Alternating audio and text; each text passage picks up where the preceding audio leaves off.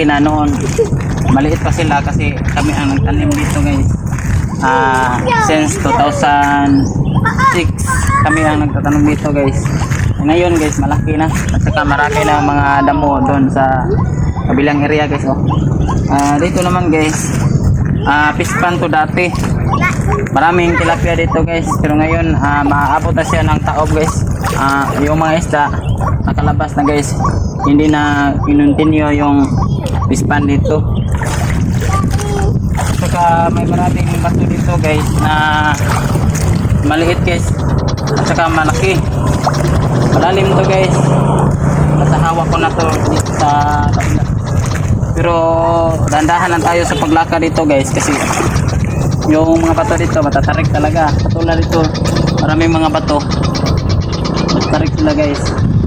Punta ako dito guys, i-try ko maghanap ng tilapia guys dito sa right side ko. Ito guys medyo malalim na guys kasi maulan sa dito guys.